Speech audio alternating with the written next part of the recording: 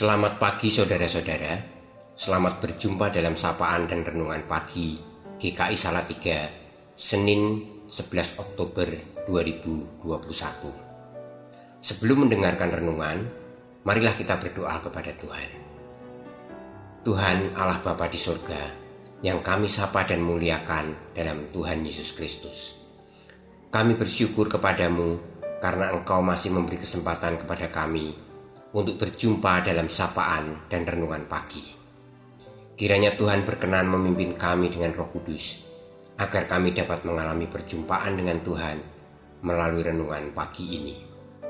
Sehingga melalui firman yang kami dengar, kami dimampukan untuk menjalani sisa hidup kami ini dengan penuh iman dan hikmat. Dalam nama Tuhan Yesus, kami mohon. Amin. Saudara-saudara, firman yang mendasari renungan kita pagi ini diambil dari Mazmur pasal 37 ayat 25 sampai 26 yang berbunyi demikian. Dahulu aku muda, sekarang telah menjadi tua, tetapi tidak pernah kulihat orang benar ditinggalkan atau anak cucunya meminta-minta roti. Tiap hari ia menaruh belas kasihan dan memberi pinjaman, dan anak cucunya menjadi berkat. Saudara-saudara, kebanyakan dari orang tua di Indonesia cenderung lebih khawatir akan masa depan anak-anak mereka dibandingkan orang Barat. Orang Indonesia dan mungkin juga di beberapa negara Asia suka mempersiapkan segala sesuatu untuk masa depan anak-anak mereka, mulai dari pendidikan, pekerjaan, pernikahan, rumah di mana mereka akan tinggal, bahkan kadang-kadang sampai mengurusi cucu-cucu mereka. Hal ini berbeda dengan budaya orang Barat yang menganggap tanggung jawab mereka sebagai orang tua berhenti saat anak-anak mereka lulus sekolah. Bahkan kadang-kadang anak harus mencari beasiswa sendiri jika mereka ingin kuliah di perguruan tinggi. Saya tidak ingin mengatakan mana yang lebih baik dari kedua kebiasaan atau budaya tersebut. Masing-masing tentu punya sisi positif dan negatifnya sendiri-sendiri. Tetapi satu hal yang pasti, setiap orang tua tentu berharap dapat memberikan masa depan atau warisan yang terbaik bagi anak cucunya. Dan firman Tuhan yang kita baca tadi memberitahu kita tentang warisan terbaik apa yang dapat kita berikan kepada anak cucu kita. Saudara-saudara, Mazmur yang kita baca tadi merupakan Mazmur yang ditulis oleh Raja Daud pada masa tuanya, yang merupakan refleksi atau hasil perenungan, pengalaman, dan pengamatan hampir seluruh hidupnya atas kehidupan orang-orang sekitarnya, termasuk tentunya perjalanan hidupnya sendiri. Dari pengamatan dan pengalamannya tersebut, Daud bersaksi bahwa dalam sepanjang hidupnya, dari muda sampai dia menjadi tua, tidak pernah dia melihat orang benar ditinggalkan Tuhan. Bahkan anak cucunya pun diberkati Tuhan dan menjadi berkat. Siapakah orang benar yang dimaksudkan oleh Daud dalam kesaksiannya tersebut? Jika kita bicara dalam konteks dogmatis, orang benar adalah orang yang dibenarkan oleh Tuhan karena iman. Kejadian 15 ayat 6. Lalu percayalah Abram kepada Tuhan, maka Tuhan memperhitungkan hal itu kepadanya sebagai kebenaran.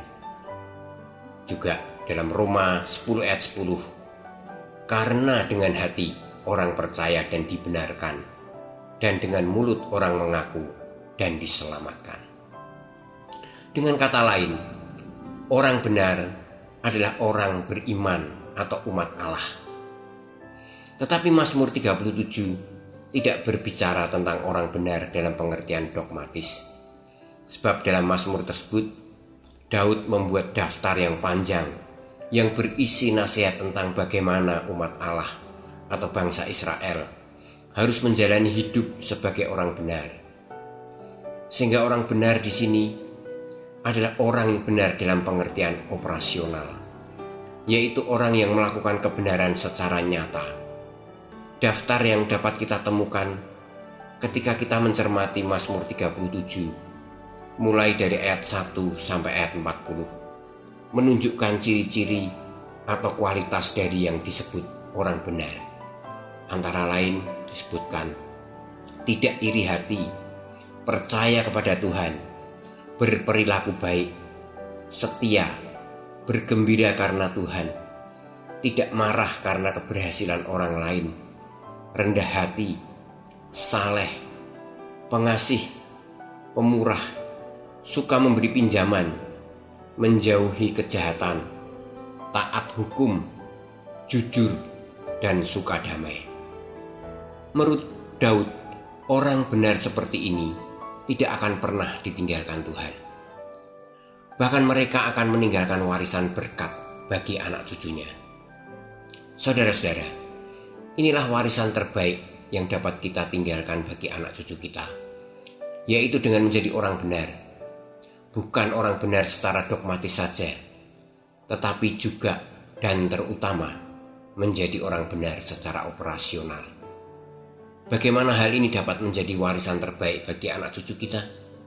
Tentu bukan dalam pengertian karena kita menjadi orang benar, maka secara otomatis rezeki akan turun dari langit bagi keturunan kita.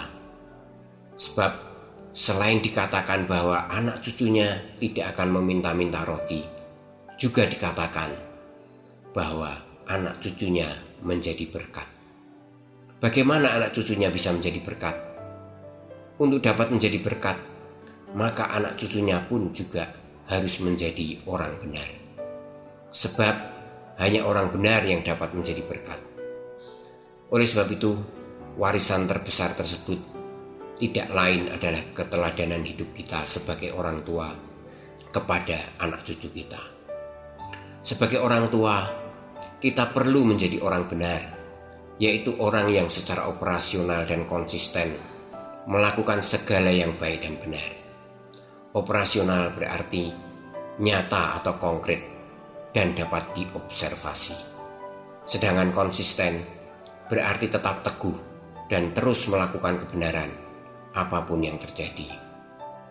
Tanpa melakukannya secara konkret dan konsisten, kita tidak dapat mewariskan keteladanan kepada anak cucu kita.